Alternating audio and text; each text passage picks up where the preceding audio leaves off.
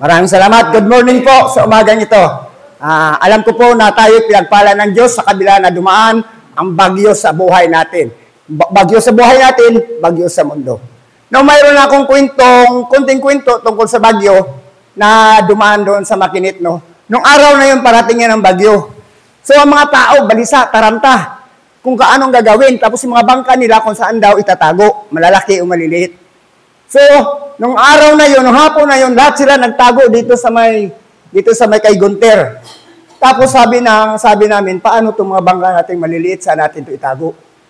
Ang ginawa namin, ang lahat ng mga bangka maliliit, pinang-akyat namin sa court. Doon na puno ang court, halos wala nang madaanan. Sabi ko, maganda dito, safety. Ano sabi ko nga? Kaya sabi ng may bahay ko, ang bangka natin doon, pinapabayaan mo, sabi ng Alding. Sabi ko, huwag ka na lang muna maingay dyan, maghiga ka na lang, sabi ko sa kanya. Sabi niya, malakas pa naman. Pero, sabi ko, ang dalangin ko, Lord, sabi ko, sana ang bagyong ito lumihis sa amin. Alam ko daraan ito, pero ang dalangin ko lamang, huwag mong bigyan ng lakas upang makapinsala sa lugar na ito. Tiwala ko, sabi ko, panatag ang loob ko, sabi ng may bahay ko. Paano yung bangka?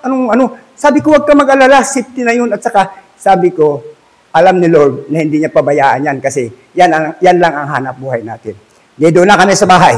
Sabi niya, ang bahay, pantalian mo. Sabi ko, hayaan mo na yan kasi mababa naman ang bahay natin. Kakubli dito kay kapatid na Edith, kubli dito kay Labikong, kubli dito sa manugang ko, kubli dito sa kabila. Sabi ko, hindi yan maano. Sabi, hindi, talian mo lang. Sabi ko, hayaan mo lang. Ipagkatiwala mo lang kay Lord. O sige, kung hindi mo talian, ang lahat ng mga halaman ko, ilipat mo, itago mo. Aroy, sabi ko, bakit itago? Kasi kung bumagsak yan kahoy, babagsak ka ng halaman, masisira yan. Iniisip niyang halaman na masira, hindi niya iniisip ang bahay masisira. Sabi ko, sige, sunod. Sabi niya, ayos na. Kasi nga siya, natataranta siya, nakaroon na siya ng pubya. Kunting balita lang, natataranta siya, nanginginig siya. Sabi ko sa kanya. Sabi ko, hayaan mo. Sabi ko, hindi tayo pabayaan. Basta mag-pray ka lang, steady ka lang dyan. So, ito na, dumaan na ang tino, dumaan na. Sabi ko, hagunot. Ang nyero namin, yung kapiraso, nabakbak yan. Kunti lang. Pero hindi natuloy kasi may tali nga kapiraso. Sabi niya, ano yung kumakalansing na yun? Kaya tinabihan ko na siya kasi dati hindi ako tumatabi sa kanyang tulog. Iba siya, si Annalyn, si Aris, doon sa kabilang kwarto. Yung isang kwarto, bakante. Ang tatlong kwarto, may mga laman siya dito sa may pinakaano namin. Kasi nga, nahirapan siya magtayo. Sabi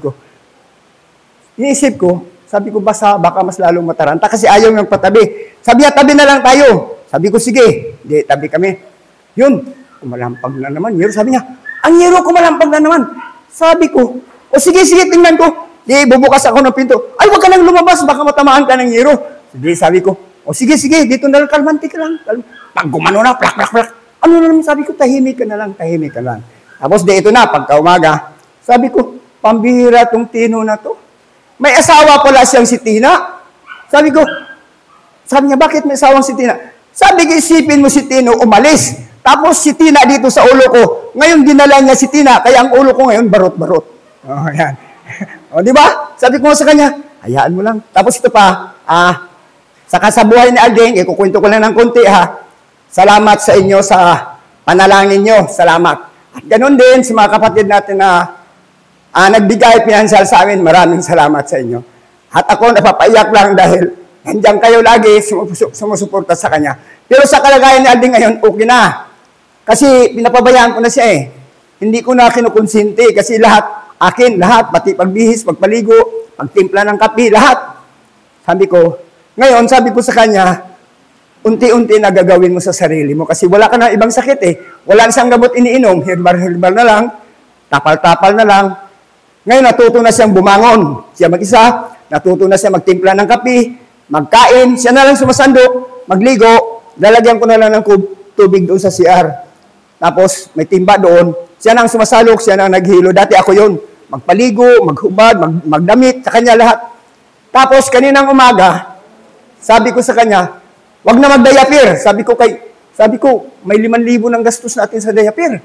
Sabi ko, di ang ginawa niya, nagbihis siya kasi diaper. Sabi niya, sir, tulungan mo ako. Sabi ko, hindi, kaya mo yan. Nandun ako. Pumasok siya sa kwarto. Nagbihis siya. Tapos bihis. Siya lang mag-isa. Nakita ko, nakakapit doon sa may pinakalamisa. Tapos ang ginagawa niya, inaangat yung dito niya, tapos nahirapan siya. Naawa ako, pero tiniis ko talaga. Kasi sabi ko, para matuto siya.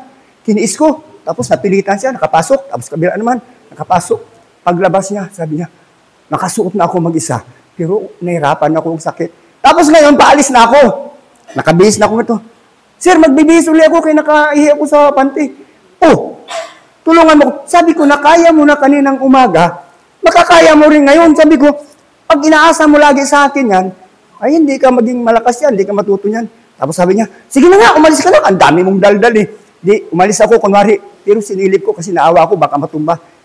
Sinilip ko, ayos din, nakaraon siya. Kaya nakatuloy ako dito, sabi ko, salamat sa inyo. Nang binigyan siya ng lakas, sabi ko sa kanya, magpalakas siya. Sabi ko, ano natin, anniversary, tapos birthday mo, 17, ang birthday niya eh. O sabi ko, kung makasama ka, hindi maganda, kasi doon yung gaganapin. Sabi niya, kaya ko na sana, kaya lang, sa sasakyan, kasi lubak-lubak, mahirapan pa siya, sumasakit kasi ang dito niya, ang likod niya. Kaya sabi ko, sige, salamat, sabi ko. Ngayon, sabi ko, sige si Annalyn, isama ko. Sabi niya, walang kasama ko sa bahay. Walang maiiwan kung isama mo si Annalyn. Sabi niya, ikaw na lang. Sabi ko, pilitin mo. Sabi ko, may 2 linggo pa. Pilitin mo. Sabi ko sa kanya, ipagkatiwala mo sa Diyos ang lahat. Ipagkatiwala mo, sabi ko, walang imposible sa Panginoon. Kaya, sabi ko, maraming natataranta ngayong bagyo, ang mga puno doon, pinamputol yung mga sanga kay malalaking puno nga, banda kilam na ima, pinamputol, nag-upa sila ng tao na magputol. Tapos yung mga ibang may bahay doon, nagbili ng mga lubid, pinantali sa mga bahay nila. Sabi ko, sa buhay natin, nandoon, lalo na kung dumating sa buhay natin, ang mga problema. Pero bago tayo mag-umpisa, tayo muna manalangin. Dakilang Diyos, amang banal muli, pinupuri kita, pinapasalamatan, O Diyos. Salamat, O Diyos, ng iyong abang lingkod ay binigyan mo naman ng pagkakataon upang magbahagi ng iyong salita. Tulungan mo ako, O Diyos. Bigyan mo ako ng sapat na karunungan upang ang bawat salita mo, O Diyos, na aking isa-isa sa mga anak mo nandito ay mahayag, O Diyos, ang iyong presensya. Ikaw po, Diyos, ang magbigay sa kanila ng malawak na kaunawaan at ganoon din sa akin, Diyos, ang katalinuhan na ibibigay mo sa akin. Alam ko po, Diyos, na ibibigay mo ito sa oras na ito. Maraming salamat, O Diyos, na patuloy ka, O Diyos, nagagawa sa aming buhay. Patuloy, O Diyos, na pagpapalain lagi ang bawat mga anak mo na mayroong mga hanap buhay. Salamat, O Diyos, sa mga hanap buhay na pinagkaloob mo. Muli, binabalik ko ang pinakamataas na papuri sa makapangyarihan pangalan na aming Panginoon Kristo. Amen. Okay. Ang tema po ng ating pagbulay-bulay ngayon ay sa Mateo 6:25 hanggang 32. Ito ang kanyang pamagat ay huwag kang mabalisa. Huwag kayong mabalisa. Huwag akong mabalisa. Pero sa buhay natin, hindi maiwasan na hindi talaga tayo magkaroon ng kabalisahan. Lalo na yung mga walang relasyon. Lalo na yung mga nadaanan ng mga bagyo na kung papaano namatay ang kanilang mga mahal sa buhay, ang mga bahay nila nadurog. Hanggang ngayon, binalita sa Cebu, higit 100 pa ang hindi nakikita. Higit 100 yung mga namatay na. Higit 100 ang nadala sa ospital. So mapalad tayo kahit papaano, iniingatan tayo ng Diyos. Kasi sa Cebu naman kasi, lantad talaga yung mga santo nila doon, lalo na ang santo ninyo. Pinaparada talaga nila yan eh. Oo, yan talaga. Minsan sa isang bahay, 10 ang santo ninyo. Kaya sabi ko, salamat sa Diyos na tayo mga anak na nandito, kahit ilan lang tayo, pero ang katotohanan ng kanyang salita ay ginamit para sa atin. No? Kaya sabi ko nga, ang kabalisahan ay dumadating sa atin, lalo na kung mayroong mga problema, lalo na kung walang hanap buhay, lalo na ang pera. Kung wala kang hanap buhay, hindi ka magkakaroon ng pera. O di ba? Ang pera kasi mahalaga eh. Kasi dandun lahat eh. Pambili mo, pambayad mo sa utang, lalo ngayon, singila na ng kuryente. Sabi ko, Lord, wala pa naman akong pambayad ng kuryente. Kaya ilang araw, pinatkong yung biyahe, kinansil. Ay kahapon, ang dami mga foreigner. Sabi ko, kahapon lang kung pinayagan ng Coast Guard, sabi ko, kikita ako ng 2,000. Sabi ko, kasi ang dami. Sabi ko ganoon. Tapos ngayon na naman, kinansil pa rin. Hindi pinayagan. Ang dami na ng mga foreigner sa lubong namin. Pero sabi ko, Lord, kalooban mo yan. Na talaga sabi, pero alam ko na hindi niya ako pabayaan kahit hindi ako nakapaghanap buhay. Kaya sabi ko, dumarating sa atin ang mga kabalsahan, ay yung mga taranta, yung mga, kasi minsan sa buhay natin, lalo na sa loob ng yung tahanan, mayroon kang pamilya na may sakit, tapos wala ka pang hanap buhay. Kahit papaano talaga mag-isip ka, mabalisa ka kung saan ka kukuha ng pampagamot doon sa may sakit. At tapos wala pang hanap buhay. So saan ka kukuha ng kakainin? Saan ka kukuha ng panggastos? Sa akin nga lang, sabi ko, pasalamat ako kay Lord. Kasi ibinigay ko na sa Kanya ang aking buhay. Sabi ko nga sa misis ko, ang misis ko makarinig ng kunting kalabog, nanginginig na yun. Ngayon, medyo kalmante na siya kasi pinapangaralan ko siya. Sabi ko, higit sa lahat, kumapit ka sa ating Panginoon Diyos. Sabi ko, ako Alding, sabi ko sa kanya, nakaharap kami, kinukwento ako. Ako, kunin man ng Lord na nakaupo dito, hindi ako natatakot. Sabi ko, bakit? Kasi alam ko sa kanya ako. Ay, minsan nainis ako eh. Ikaw ba, gaano ba talaga ang pagtiwala mo sa Lord? Gaano ba talaga ang pananampalataya mo? Sabi ko, kasi kunting ano lang, parang natataranta ka, natatakot ka. Sabi ko, wala ka bang tanim sa puso mo si Lord? Sabi niya, hindi siya nag-imik. Pero yun, may mamaya tatalikod at iiyak na. So pinapakalma ko na. Kasi sabi ko, kasi sinabi niya, sabi ni Annalyn nung nakaraang pang-4 na araw, pa, wala ka dito, doon kami. Tapos, sabi ni Mama, pagkamatay na raw siya kay hanggang ngayon daw, hindi pa nagaling-galing yung karamdaman. Sinabi niya yun? Sabi niya, oo. Pinuntahan ko. Sabi ko, bakit ganun sinabi mo? Wala ka bang tiwala kay Lord? Wala ka bang ano sa Kanya? Mananampalataya? Hindi, sabi niya, sabi ko lang yun kasi nababagot ako eh. Sabi ko, gusto ko talaga makalakad na, gusto ko talaga maka-attend na sa simbahan.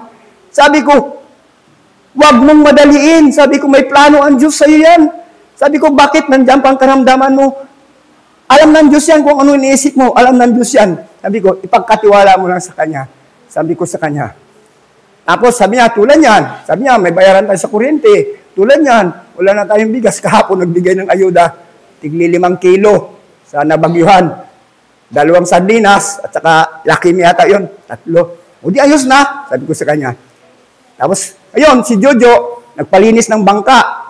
Binigyan ako ng 600. Ay sabi ko, 750 ang bayad sa kuryente. Ayun, nakabayad kami. Sabi ko, walang problema. Kaya ang sabi nga rito, kung ano man na mayroon tayo ngayong dinadala, ipagkatiwala natin sa Diyos. Sapagkat ang Diyos nandyan, hindi tayo pababayaan. Ang problema nga lang, kung mahina ang ating pananampalataya, mahina ang ating pananalig, paano tayo tutugunan ng Diyos? Dahil alam niya kung anong sa puso natin, kung gaano ba siya kahalaga sa buhay natin. Kahit di mo, lumampas ang mga bagyo. Kaya ito ngayon, tinansil kay mga bagyo raw, malawak ang sakop. Yung sabi ni Pastor kanina, kung gaano ang mapa ng Pilipinas, mas malawak pa. Pero alam natin na ito, signal number 1 lang, ang kawawa yung mga tinamaan talaga ng bagyo. Kaya sabi niya dito sa Mateo 6:25. Umpisa natin. Kaya sinabi ko sa iyo, huwag kayong mga balisa sa inyong pamumuhay kung ano baga ang inyong kakainin o kung ano ang inyong inumin. Kahit ang inyong katawan, kung ano ang inyong daramitin, hindi baga mahigit ang buhay kaysa pagkain at ang katawan kaysa pananamit. Tama, iniingatan ng Diyos ang ating katawan, iningatan ng Diyos kung ano mayroon tayo. Siya ang nakakaalam. Siya ang magbibigay nito. Ang sabi lang ng Panginoon, ipagkatiwala natin sa Kanya. Huwag tayong matakot. Huwag tayong mangamba. Kasi, ibibigay ng Lord yan. Hindi niya tayo pabayaan. Kaya sabi nga niya, hindi tayo maagaw ni numan kahit ano pa man ang mangyari. Siya, 2 kamay na nanghawakan sa atin. Minsan kasi tayo, medyo pagkunting ano lang, parang hindi natin pinagtiwala sa Diyos. Kaya kung talagang totoo tayo ng mga anak ng Diyos, ipagkatiwala natin. Ibigay natin sa Kanya ng buong buo. Anhin man natin yung mga bagay dito sa libunan ito. Kung wala tayong relasyon sa Diyos, wala rin tayong kabuluhan sa Kanya. Amen. Di ba? Oo. Kaya sabi ko, minsan yan ang sinasabi ko sa may bahay ko, Sus Alding, kahit nakaupo ko dito, kunin ako, hindi ako natatakot. Sabi ko lang kay Lord, wag mo lang akong, kung mamatay man ako, wala ko gamitin sa baril, wag mo lang akong gamitin sa masagasaan ako. Sabi ko, masigit, kung natutulog lang ako, hindi na ako magising. Sabi na Alding, Ay, bakit yan gusto mo? Sabi ko, para hindi ka na mahirapan. Sabi ko, para hindi ka na mag-alaga sa akin. Sabi niya, ay, paano kung malaman niya kahit ako makabangon? Paano kung malaman kung patay ka na? Ay, di, walang problema. Pag hanggang hapon niya ako bumangon, di, badahan-dahan ka na papunta roon. Kasi nga, pinapatawa ko lang siya. Kasi kinukuha ko ang loob niya. Pag iniwanan mo nga, minsan nakaupo na ako, minsan kapagod na kami, duyan nun. Alisin mo naman duyan yan. Yan ang nagpapahamak sa akin eh. Sabi ko, hayaan mo na. Sabi niya. Kasi, nakaupo ako. Pag tumayo na ako, saan ka pupunta? Sabi ko, sisilip lang ako doon. Sabi ko, titingnan ko lang kung mayroong kusino ng number na nakabiyahe para sabi ko, may kikitain din tayo. Okay, so number 26. Masdan niyo ang mga ibon sa langit, ni hindi sila nanghasik, ni nagsisigapas, ni nangagtipon man sa mga bangan, at sila'y pinapakain ng inyong ama sa kalangitan. Hindi baga lalong higit ang halaga niyo kaysa kanila. Tama! Higit tayong mahalaga kaysa ano pa man dito. Kasi, ginawa ng Diyos, sa pamagitan ng salita, magkaroon. Pero ginawa ng Diyos, minuldi tayo, hinubog tayo sa alabok, at hiningahan, nagkaroon tayo ng buhay. Mas higit tayong importante sa kanila. Kaya sabi ko nga, Lord, pasalamat na ako, ganito, makakain, hindi naman nagugutom. Kaya sabi nga nila, anumang labis ay hindi pinagkulang, anumang kaunti ay hindi pinagkulang. Kaya parehas din. Kaya nga sabi ko, kita mo, mga mayaman ngayon, limpak-limpak ng salapi, nangungurakot pa. Walang kasiyahan yun eh. Dahil wala silang Diyos. Tayo na may Diyos kung anong dumating sa atin. Katulad nga kay Sister Indring, ang layo. Alam ko si Sister Indring, walang hanap buhay. Pero binibigyan ng Diyos ng pamasahe tuwing linggo, papunta rito. At maaga pa, nandito na. Oo. Kaya nga sabi ko, nandoon ang Diyos, nagbibigay ng provide sa bawat isa sa atin. Ang anais lang ng Panginoon, ipagkatiwala mo ng buong buo ang ating sarili sa Kanya. O, di ba? Kaya sabi naman dito sa 27, okay. At alin sa inyo ang sa pagkakabalisa ay nakapagdaragdag ng isang siko sa sukat ng kaniyang buhay? Wala! Maliban ang Diyos. Wala tayong dadaragdag maliban ang Diyos. Dahil siya ang may hawak lahat sa atin. Siya ang nakakabilang kung ilang piraso ang buhok natin. Kaya minsan, nagtatanong ako sa sarili ko, may isang akong kaibigan na putol dito. Sabi ko, bakit naputol dito walang kuko? Samantalang ang kuko, 1 linggo lang, hindi mo gupitan, haba ng haba. Sabi ko, bakit walang nakadugtong dito? Ibig sabihin, ang Diyos talaga ang may kapangyarihan. Ay katulad ng buhok natin, kalbuhin man, tubo ng tubo, pero pag operahin, walang buhok sa loob. Di ba? Yan ang kapangyarihan ng Diyos na hindi natin kayang arukin. Kaya nga, yan pa kaya mapagkain na yan na ibibigay ng Diyos sa atin, pangakailangan na ibibigay ng Diyos sa atin. Ay minsan kasi tao, sabi nga nila, tao lang naman tayo. Totoo. Tao lang tayo, nagkakaroon tayo ng kahinaan. Nagkaroon tayo ng karamdaman. Nagkaroon tayo ng sakit. Pero sabi nga ng Panginoon, pag kayo'y sa akin na, doon sa kanyang kaharian, papalitan ng katawang ito na hindi nabubulok. Ang katawang ito mabubulok. Kaya anin pa man natin ang kasaganaan kung makasadlak man lang tayo doon sa kapahamakan. Kaya sabi ko nga, sapat na. Ang sabi nga ng 28. Okay? At tungkol sa pananamit, bakit kayo nangababalisa? Wariin nyo ang mga liryo sa parang kung paanong nagsisilagi, hindi nangagpapagal ni nangangagsusulid man. Malalim na Tagalog, nangagsusulid man. Okay lang. Dito nga sa 28, diba? Bakit kayo nangabalisa tungkol sa pananamit? Isipin ninyo kung paano tumutubo ang mga bulaklak sa parang hindi sila nagtatrabaho ni gumagawa ng damit. Oo. Hindi sila gumagalaw, hindi sila gumagawa, hindi sila nagtatrabaho, pero dinadamitan ng Diyos. Ganyan ang buhay natin. Tayo pa kaya na buhay na binigyan ng Diyos ng kalakasan, binigyan ng Diyos ng kaalaman, binigyan ng Diyos ng karunungan. Tayo pa kaya ang kanyang pagkakaitan sapagkat ang Diyos mapagmahal, ang Diyos pag-ibig. Kaya sa 29, dito lang sa 29. Ganun may sinasabi ko sa inyo na kahit si Solomon man sa buong kaluwalhatian niya ay hindi nakapaggayak na gaya ng isa sa mga ito. Si Haring Solomon, pinakamayaman si Haring Solomon. Binigay ng Diyos sa kanya ang mga karangyang yun, pero sa kabila noon, nagkasala pa rin siya, di ba? Kasi ang dami niyang asawa. Oh. Sa 300 mahigit doon, ibang mga ano na ang kanyang nasawa. Kaya nagkaroon siya ng kasalanan. At ang sabi naman sa 30,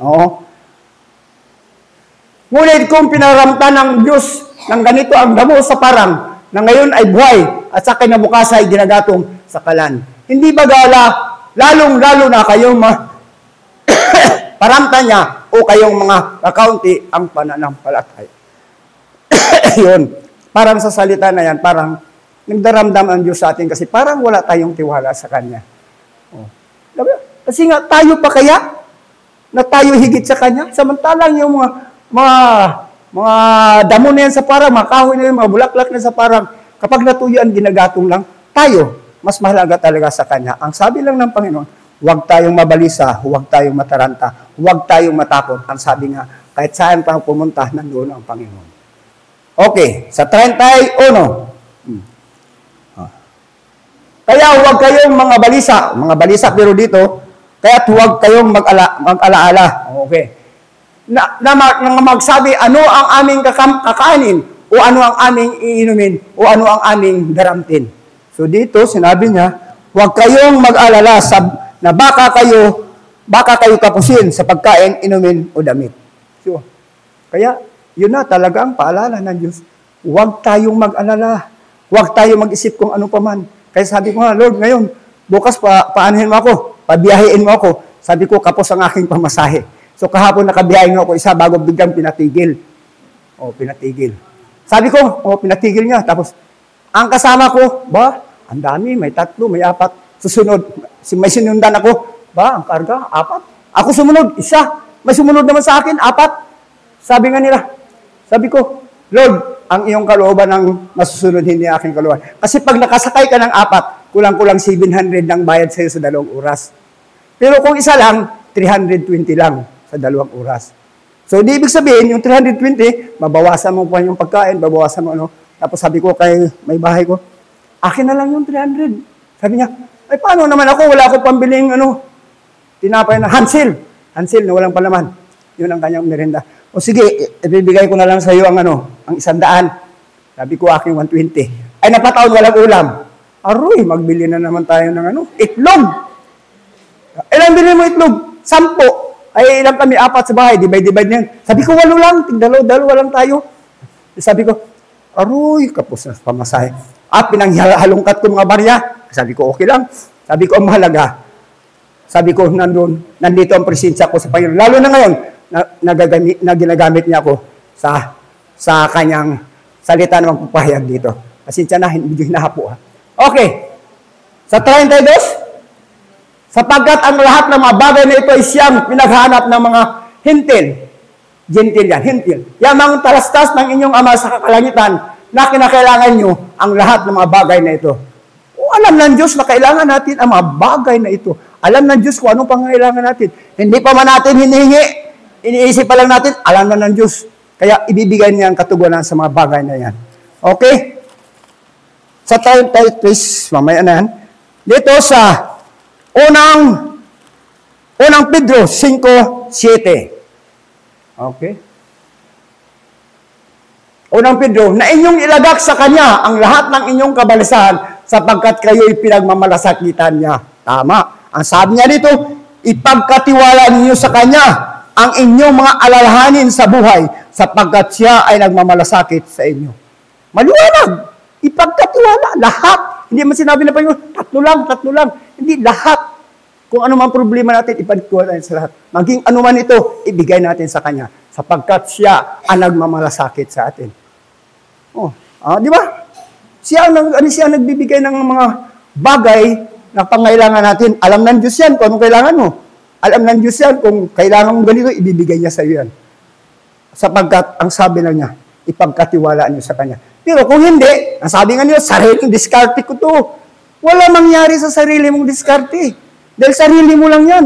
Pero kung Diyos ang magbigay sa iyo, matutupad yan. Kasi mayroon doon akong kapitbahay. So, kaya ako, ganito, masinso. Sarili kong diskarte. Ikaw, mahina kang dumiskarte. Ngayon, yung sinabihan niya yun, mas maganda pang buhay ka sa kanya ngayon. Kaya sabi nga nila, Minsan nasa itaas ka, minsan sa baba ka. Kaya wag mong hamakin ang iyong kapwa, baka balang araw, ikaw ang lalapit sa kanya. Totoo. Siya na ang lumalapit ngayon sa taong sinabihan niya. Kasi ang Diyos, alam ng Diyos yan. Kung palalo ka, alam ng Diyos yan. Kung saking ka, alam ng Diyos yan. Kung anong pag-uugali mo. Di ba? Okay. Dito tayo sa Filipos 4:9. Ang mga bagay na inyong natutuhan at tinanggap at narinig at nakita sa akin, ang mga bagay na ito ang gawin nyo at ang Diyos ng kapayapaan ay nasa iyo. Sus! Kapalad natin. Ang Diyos ng kapayapaan ay lagi sa atin. Ang Diyos na siyang nagbigay ng kaligtasan sa atin ay hindi niya tayo pinapabayaan. Hindi siya lumayo sa mga anak na nagtiwala sa Kanya. Oh. Marami nang sabi, may Diyos sila, pero hindi mo naman nakikita sa kanila katotohanan. Hindi katulad natin. Nandito tayo, ilan lang nga tayo, sabi nga nila, ilan lang kayo. Sabi ko kami pinakamataas namin 50. Pero sabi ko, ang katuruan naman sa amin, doktrina na totoong naglilingkod sa Panginoon. Na totoo ang salita ng Diyos na ibinibigay sa amin. Yung sabi nga nila, paano kung si pastor, hindi sa hiningi, mawala na. Mayroong ibibigay ang Diyos na tatayo dito sa ating bahay-sambahan. Amen! Oh, di ba? Hindi niya pabayaan. Sabi ko, Lord, kung ako'y karapat dapat maglingkod sa iyo, bigyan mo ng kaalaman. Kung ako hindi karapat dapat, antiman mo, awatin mo na ako. Sabi ko sa kanya. Di ba? Okay. Dito naman tayo sa Awit 37:3. Yun. Tumiwala ka sa Panginoon at gumawa ka ng mabuti. Tumahan ka sa lupain at gawin mong kumain sa kaniyang pagkatapat. Dito, sinabi rito, umasa ka sa Diyos ang mabuti gawin at mananahan kang ligtas sa lupain. So, ibig sabihin, dito pa man tayo sa mundong ito, nakaapak ang ating mga kasalupa, ay ligtas na tayo.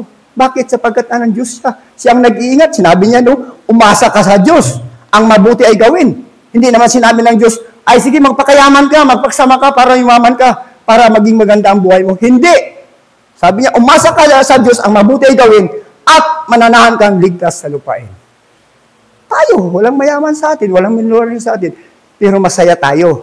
Bakit? Sapagkat ng Diyos nang hawakan sa atin.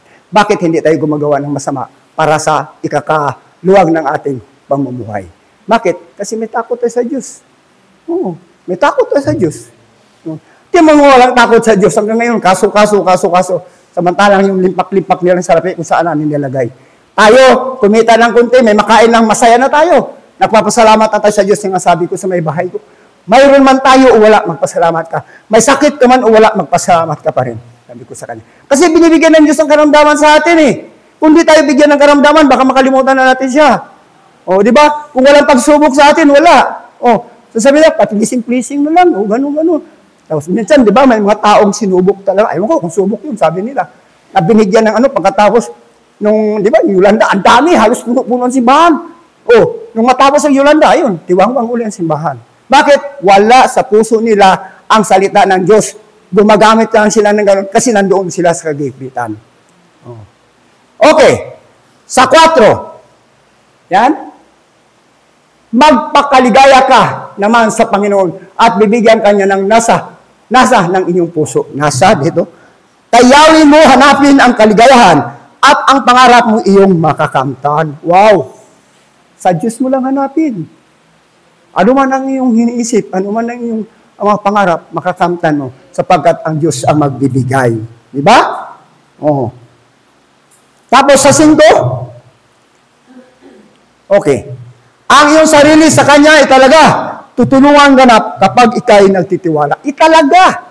Hindi sinabi ng Diyos na, sige, magpaano ka lang, isi-isi ka lang. Italaga. Ang ibig sabihin, ang puso talaga natin sa Diyos. Katulad yan, medyo nandito sa sambahan, ganito, ganyang oras tayo, ganyang araw tayo, kailangan talaga, nandito na tayo automatic. Bakit inakasabi? Talaga. Ibig sabihin, nandoon ang presensya natin, nandoon ang puso natin. Oh. Yung sabi ng Panginoon, ibig sabihin, alam ng Diyos yan. Alam ng Diyos yan. Okay. Sa 6. Yan. Ang sabi niya dito, ang kabutihan mo ay magliliwanag katulad ng araw kung tanghaling tapat. Totoo ang kabutihan ng Diyos. Nandiyan sa katanghaliang tapat, nasakop niya ang liwanag. Sakop niya kung paano nasasakupan ng mga tao ng kanyang mga anak. Ang liwanag ng Diyos ay hindi maalis sa atin. Hindi na tayo madiliman sapagkat siya na ang nagliliwanag sa atin. Ano ang liwanag? Ang salita niya na ating pinanghawakan. Ang salita niya na ating sinasampalatayanan. Kung wala ang salita ng Diyos, bakit tayo magpunta rito? Ang mga iba ngayon, wala sa kay Kristo. Andun sa sabungan, puno-puno ang sabungan. Oh, di ba? Ano ang kanilang pinagkabalahan? Andun sa inuman, andun sa sugalan. Yun ang kanilang dinudiyos, pero tayo mapalad tayo. Nandito tayo upang makinig ng salita ng Diyos. Nandito tayo upang ang ating buhay, ang ating pagkain ay ang salita ng Diyos. Okay. Ang sabi rito sa awit 23, 1, sinabi niya dito, ang sabi ni Haring David, si Yahweh ang aking pastol, hindi ako magkukulang. Tama! Pag si Yahweh ang ating pastol, siya ang manghawakan sa atin, hindi talaga tayo magkukulang. Sapat at sapat at sapat. Pero hindi ibibigay ng Diyos ang higit ng higit. Kasi nga, kung ibibigay ng Diyos ang higit ng higit, baka mawala na tayo, baka lumayo na tayo. Kaya ang Diyos, andun yan, timbang-timbang sa mga anak niyang titiwala. Diba? Sa Diyos, ang sabi niya, pinahihimlay niya ako sa luntian ng pastulan at inakay niya ako sa tahimik na batisan. O di ba?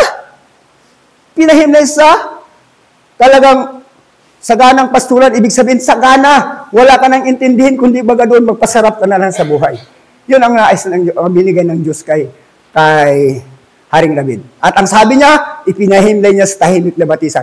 Tahimik na batisan, tahimik, walang gulo, walang ingay, kundi ang lagaslas lang ng ilog ang iyong marinig. Kampante ka, payapa ka, dahil nandun ang Diyos yung nanghawakan sa iyo. Kaya mapalad tayo na patuloy na natin panghawakan ng salita ng Diyos. Mapalad tayo na hanggang ngayon, ginagamit tayo ng Diyos. Bagamat iba-iba ang ibinigay ng Diyos sa atin ng gawain, karunungan na ibinigay sa atin. Pero alam ng Diyos yan. Nang bawat isa sa atin, yung sabi, isang puno, maraming sanga. Nang bawat isa sa atin ay mga sanga ng Panginoon. Ang bawat isa sa atin ay nagagamit ng Panginoon. Maging anuman, sa pag-awit man, sa pagpatutuo man, maging sa leader man, lahat yan ay ginamit sa Panginoon. Maging tagapagturo man, lahat yan ay para sa Panginoon. Dito naman sa Lucas, ito ay bahagi rin, ito rin karugtong doon. Sige. Sa Lucas 12, 6-7, hindi baga pinagbili ng 5 ngaya sa 2 bisis, 2 bilis, at isawan sa kanila ay hindi nalilimutan sa paningin ng Diyos. Okay. Yan ang hindi ko nasulat dito, pero titingnan ko nga muna. Lucas 12. Okay. 12:6-7. Sinasabi rito, hindi ba pinagbili ng 5 ngaya sa halaga lamang ng 2 salaping tanso, gayon man kahit isa sa kanila hindi kinalimutan ng Diyos. Hindi kinalimutan ng Diyos. Kahit isa man sa kanila, ibig sabihin, iniingatan ng Diyos. Tayo pa nga mga anak niya siya mag-ingat sa atin. Ano sabi sa 7? Okay. Maging buhok niyo'y bilang niyang lahat, kaya huwag kayong matakot. Higit kayong mahalaga kaysa maraming maya. Tinabi ko kanina, bilang ng Diyos ang buhok natin. Sino makapagbilang ng buhok natin kahit gagamitin mo pa ng calculator? Wala, maliban ang Diyos. Dahil siya ang nagtanim niyan, siya rin nakakaalam niyan kung ilang piraso. Kaya bakit tayo matatakot? Mas mahalaga tayo sa mga nilalang niya dito. Mas mahalaga tayo sa anumang bagay nandito. Anong sabi sa 22? Sinabi, talo na lang tayo doon. Sa 22, sinabi niya, sinabi ni Jesus sa kanyang mga, hindi na siguro to. Oo.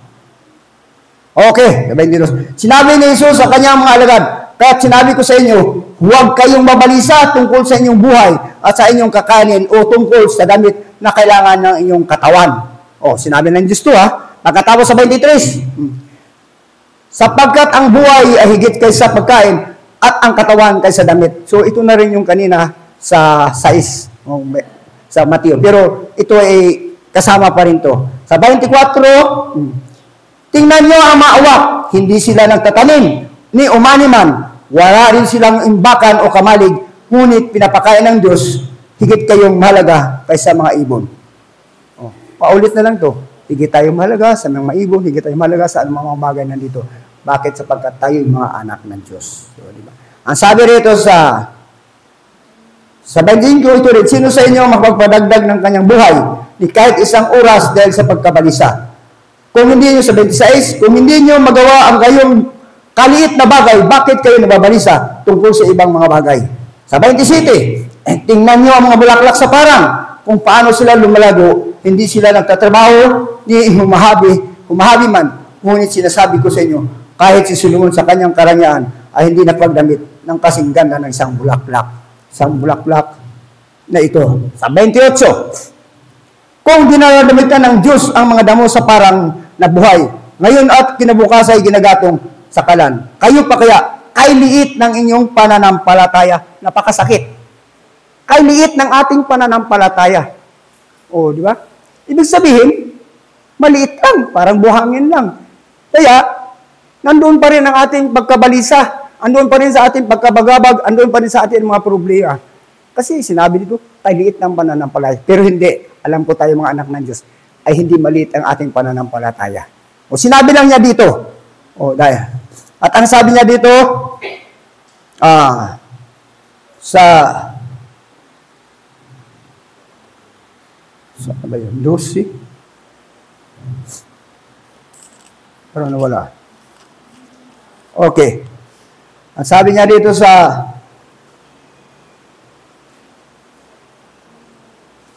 25, sa 26, sinabi niya dito, kung hindi niyo magawa ang ganong kaliit na bagay, bakit kayo nababalisa tungkol sa mga ibang bagay? Sa 27, tingnan niyo ang mga bulaklak sa parang kung paano sila lumago. Hindi sila nagtatrabaho ni humabi man. Ngunit, sinasabi ko sa inyo, kahit si Solomon, okay. Ito na, natapos na natin. Dito na sa 31.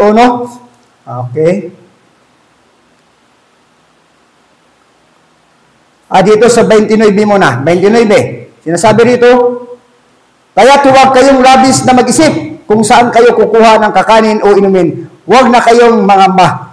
Maliwanag, may sinabi na siya dito, huwag na tayong mangamba, huwag na tayong mag-isip. Kasi sa sobra natin pag-isip kung anong pumapasok na na hindi maganda kasi natakot na tayo, nangamba na tayo, nabalisa na tayo. Katulad yan kung halimbawa wala kang hanap buhay, o wala kang kita, wala kang pambili kung ano paman, wala kang pira. Katulad nga sabi kong wala kang bigas, problema, may bahay ko, ganun talaga yan, laging advance ang isip. Mayroon ka pang sasaingin sa 2 araw, papahanapin ka na ng bigas, parang lagi nakareserba. Sabi ko, huwag kang matakot kasi may 2 araw pa. Sabi ko, yung 2 araw na yan, makagawa ka ng hanap buhay, ibibigay ng Diyos yung kaparaanan upang magkaroon ng katunan. Isipin mo yung ngayon, huwag yung bukas sapagkat may bukas para doon. Di ba? Ang isipin mo, huwag ka makakasakit. Ang sabi nga niya rito, sa 31, sa 31, subalit bigyan halagan nyo. Excuse po. Nang higit sa lahat ang kaharian ng Diyos at ibibigay niya sa inyo ang mga bagay na ito. O kita mo, ibibigay. Ang sabi nga dito sa 33, sa 6:33, dito tayo magwawakas. Dito sa 33, sa Matthew 6:33. Okay. Yan. Sabi niya, datapwat hanapin muna ninyo ang kanyang kaharian at ang kanyang katuwiran at ang lahat ng mga bagay na ito ay pawang idaragdag sa inyo. Okay. Sinabi niya dito, ngunit higit sa lahat ay bigyan halaga ninyo ang kaharian ng Diyos at ang pamumuhay ng ayon sa kanyang kalooban at ibibigay niya sa inyo ang lahat ng mga bagay na ito. Tama. Higit sa lahat, unahin muna natin ang kalooban ng Diyos.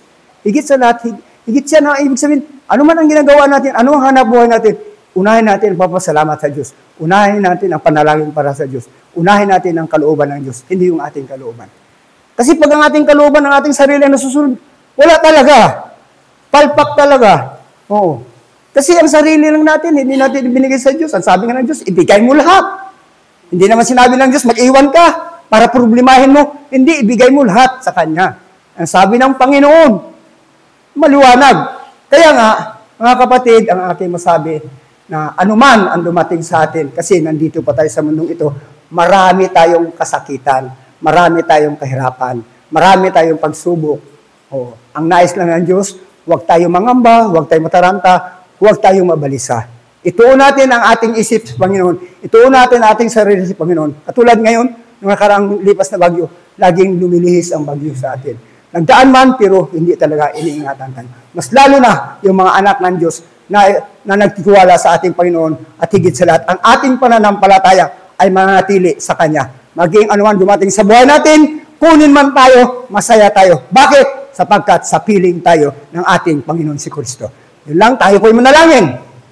Salamat o Diyos sa mga banal sa oras na ito. Salamat sa mga salita mo, Diyos, na binigyan mo ako ng lakas, binigyan mo ako ng tapang, binigyan mo ako ng karunungan. Ikaw po nagkaloob nito upang ang bahagi ng iyong salita ay maipahayag ko na himay-may ko ito at nawa ang mga anak mo nandito. Maunawaan nila ay higit sa lahat. Maipamahay po namin ang iyong salita habang nandito po sa aming mundo ito. Hindi po namin alam kung hanggang saan ang aming buhay.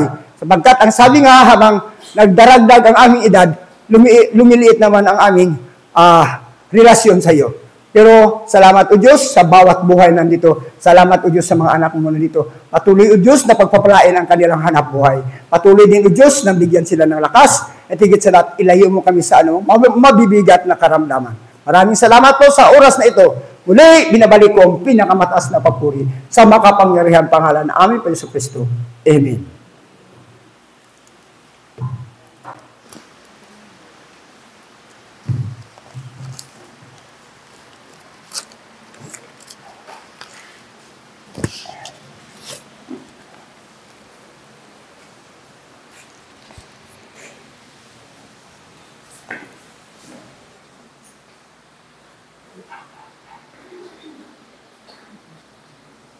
Purihin po ang Panginoon, pagkagandang mensahe na inihanda ng Panginoon sa buhay po natin.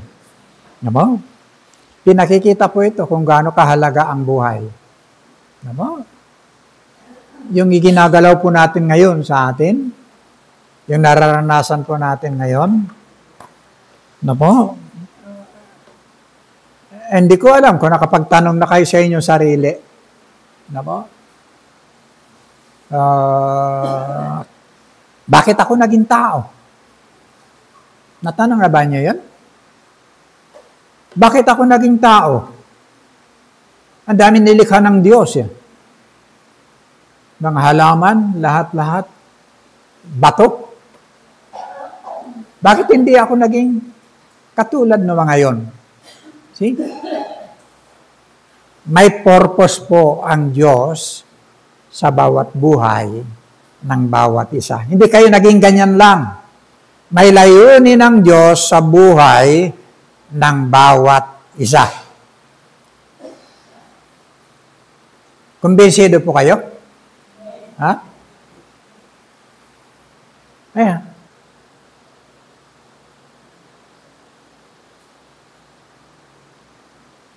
Yung fingerprint po ninyo, kayo lang ang mayroon yan. Kapraso lang yan. Wala pang 1 inch. Wala kayong nakakatulad. Kuha ba ninyo? Kayo lang ang mayroon yan.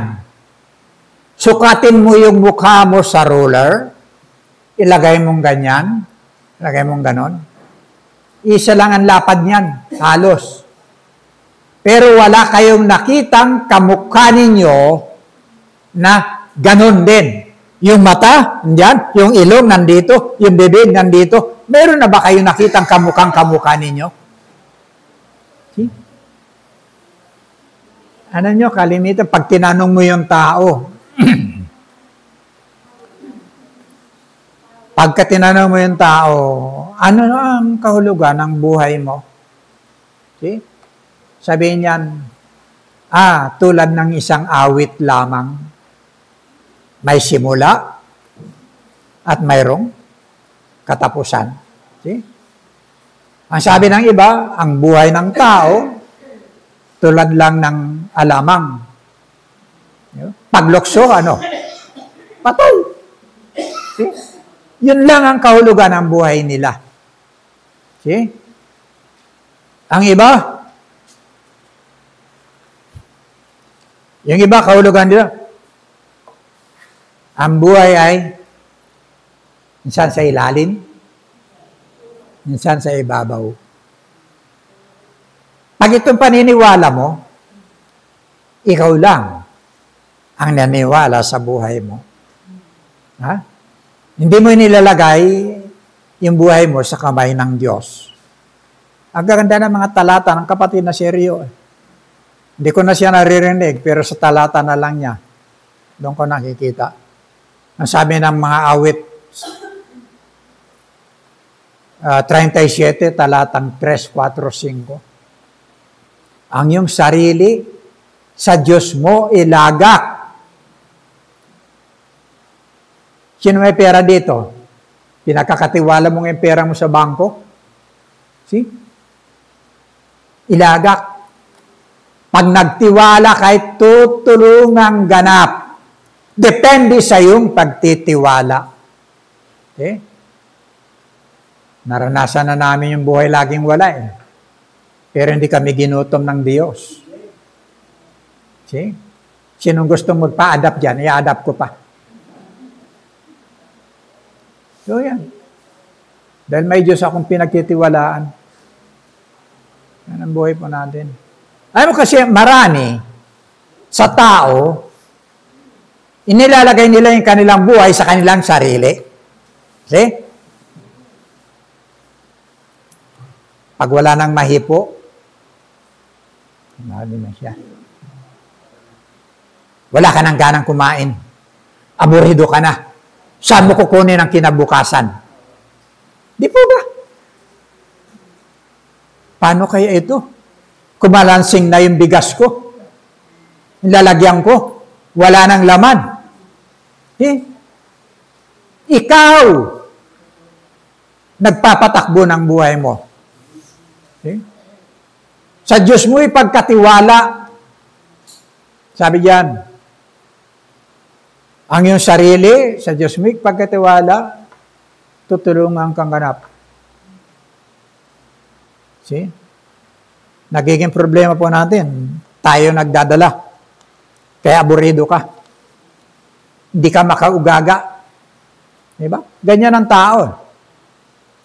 Gabit araw, matutulog ka na lang, ang isip mo pa. Doon sa hindi tapos na trabaho. See? Dahil ikaw lang, nagpapatakbo ng sarili mo. Yun ang nagiging problema ng tao. Never niyang naisip ang Diyos. Seek ye first the kingdom of God and His righteousness. Idaragdag sa'yo. Seek ye first the kingdom of God and all these things shall be added unto you. Hindi ba kayo tiwala doon? Ha? Pakihanap mo nga.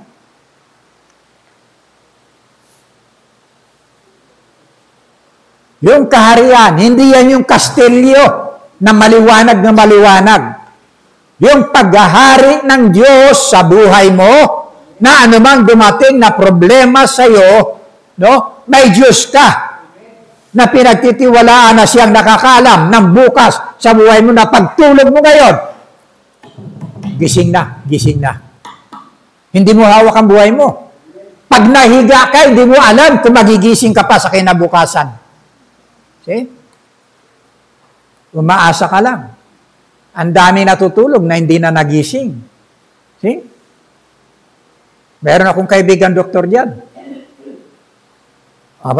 Mahusay siyang doktor. Ang dami niyang napagaling. Mahusay siya. Magbuti ka siya sa bahay niya. Kilala niyo yan. Kung anong sakit mo, ito, bibigyan ka ng gamot. Aso sa sarili niya. Sariling lakas. Sariling lahat. Pero hindi niya alam na ang buhay niya hindi nakadepende sa mga bagay na palamuti sa kanyang buhay. Nandun pa rin sa Diyos. Bata pa yun. See? Kilala niyo yun? Bigla lang. Nawala. Di niya hawak eh. Ano sabi ng ano? Ano sabi ng unang Korinto? Pakituklas mo nga. Unang Korinto, kabanatang 10, talatang 26.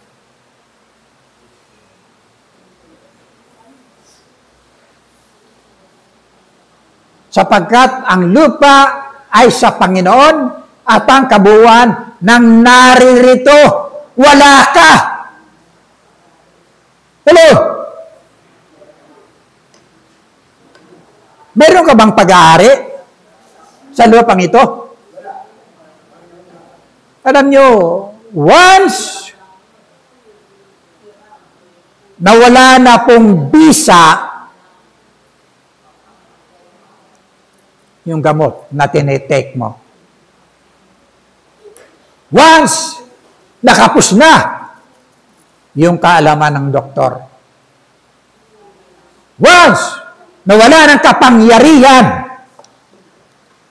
yung pera mo para dugtungan ang buhay mo.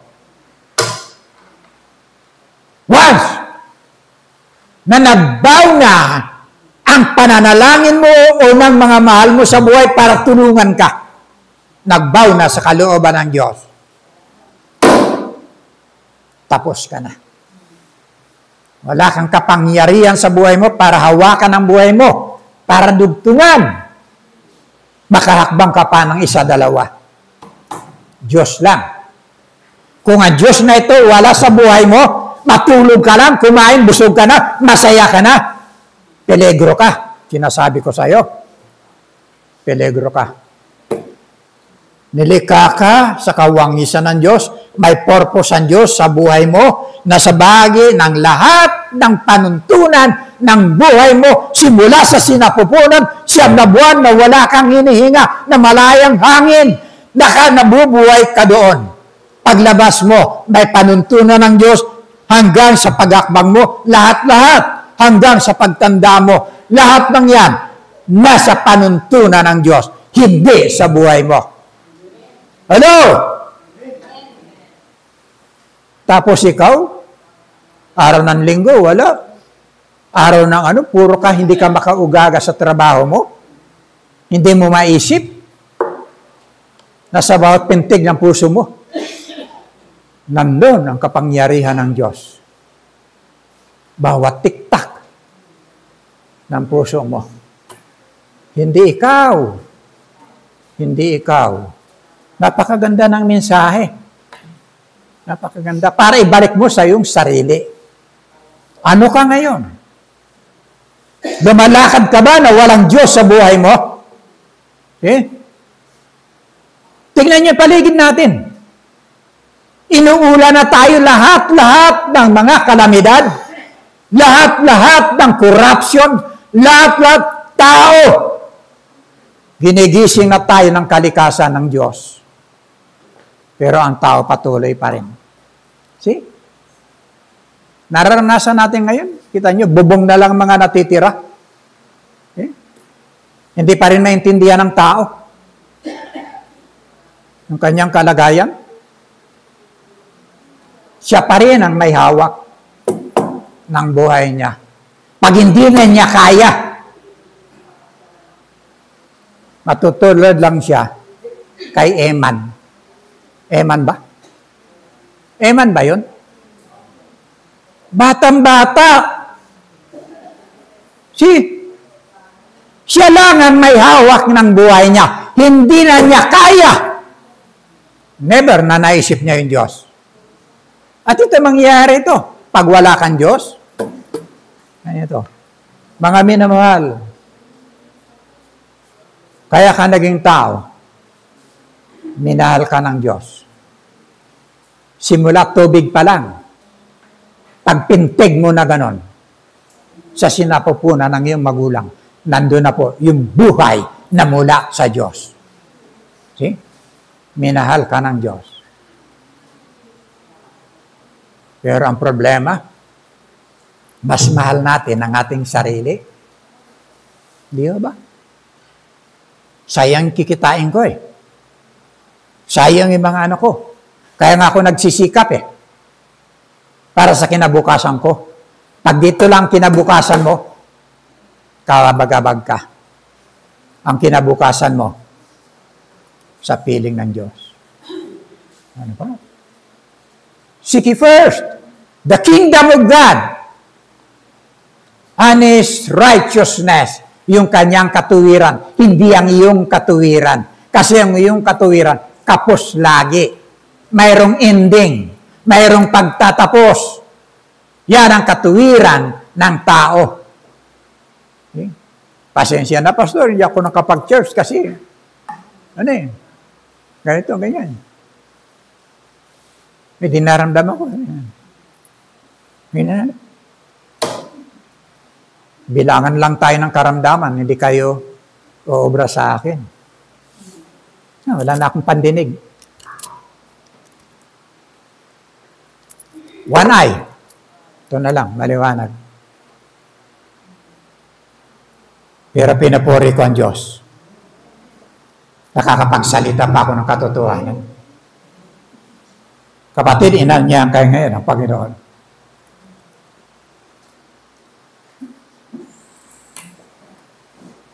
Kung nakukuha mo lang kalooban ko para sa iyo. Anytime, gumagalaw ang kamatayan, huwag nating hayaan na yung kamatayan yan magtagumpay sa ating buhay na wala tayong relasyon sa Diyos. Dinadala ko sa iyo ngayon yung pinakamakapangyarihan. Ito yung pinagtitiwalaan ko. Mayroon akong kagalakan. Namatay siya sa krus. Wala siyang isinamang anumang relihiyon. Maliban ang kanyang sarili. Nung sabihin niya doon, Ama, kung pwede lang lumagpas sa akin, yung sarong ito, yung kamatayan, yung kahirapan na naroon sa loob ng saro. Kung pwede lang lumagpas sa akin. Pero ang kalooban mong masunod.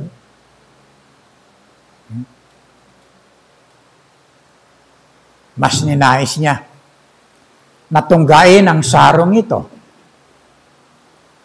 na nandun ang pagsisinungaling mo. Nandun yung pagpatay. Nandun ang drugs. Laman ng saro, lahat ng uri ng kasalanan ng sanglibutan naroon sa loob ng saro. Huwag mo itanggi na wala ka doon na ginawa sa loob ng saro. Mayroon. Dinala ni Kristo doon sa cross. Binayaran ang kasalanan mo para magkaroon ka ng kaligtasan. Kilalanin mo lang siya, hindi relihiyon. Walang relihiyon na pangalan na kikilanin sa langit. Kahit na anong klase ng relihiyon. 1:14-6, I am the way. I am the truth. I am the life na buhay na wala sa iyo, ibibigay ni Kristo. Sinabi sa kanya na Jesus, ako ang daan at ang katotohanan at ang buhay. Sino man di makapaparoon sa Ama, kundi sa pamamagitan ng relihiyon ko. Mali. Pag dito naging membro ka dito, dadaling kita sa impyerno. Dahil walang pangalan ito sa langit. Tanging si Kristo ang namatay sa iyo. Okay? Kilalanin mo lang na siya isang makasalanan, na ikaw isang makasalanan.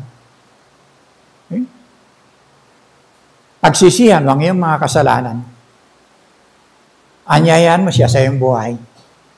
Panginoon, tinatanggap kita bilang sarili kong tagapagligtas. Pumasok ka sa aking puso.